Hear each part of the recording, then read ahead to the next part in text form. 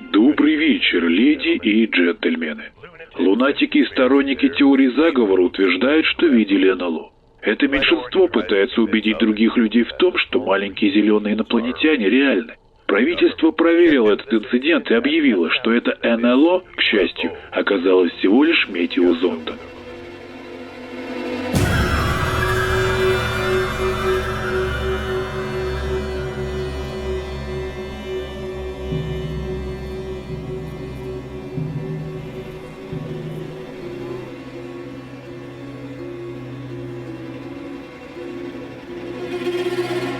Вторжение инопланетян – идея, зародившаяся еще в XIX веке. Предпосылкой стало открытие в 1877 году так называемых марсианских каналов и предположение о высокоразвитой инопланетной цивилизации, построившей эту сеть. В 1896 году Герберт Уэллс опубликовал статью «Марсианский разум», основанную на этом открытии. Позже, в 1898 году, он выпустил повесть «Война миров», наверное, одно из самых известных произведений о противостоянии человеческой цивилизации и инопланетных захватчиков, получившее не одну экранизацию и даже радиоспектакль.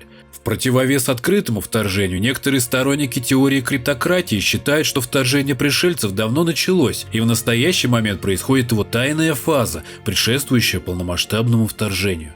Именно эту теорию использовал в своем сюжете один из самых известных и культовых сериалов «Секретные материалы».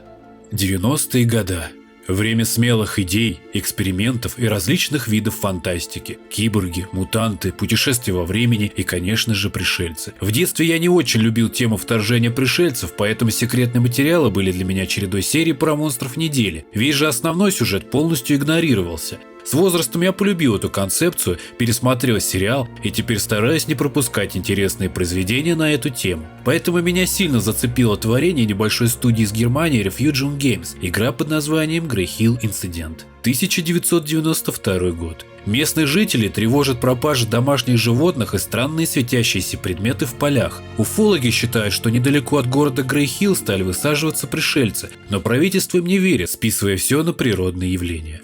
Брайан Бейкер, обычный дозорный без особых навыков, однажды становится свидетелем приземления летающей тарелки. Теперь он должен выжить сам и помочь местным жителям. По словам Аарона, одного из разработчиков, источником вдохновения для игры стали Blair Witch, Resident Evil 8, Outlast и Alien Isolation. Игра старается взять от них все лучшее и отсечь минусы. Команде, создавшей игру, например, не очень нравятся хорроры, в которых игрок может только прятаться или убегать, поэтому Брайан может использовать пистолет и бейсбольную биту. Поскольку перед нами survival horror, то боеприпасы всегда сильно ограничены, а главный герой не тренированный боец, а обычный человек, поэтому использование биты сильно влияет на выносливость.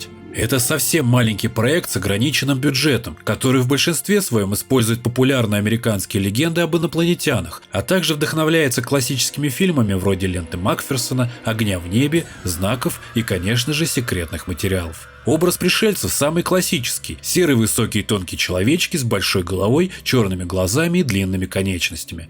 Создатели игры не исключают даже возможность увидеть летающую тарелку изнутри. Игру планировали выпустить летом 2022 года, но, к сожалению, разработчики приняли решение перенести релиз на конец года. Есть поддержка русского языка. Кроме того, разработчики рассматривают релизы на консолях. Надеюсь, что у ребят все получится. Ну а мы подождем.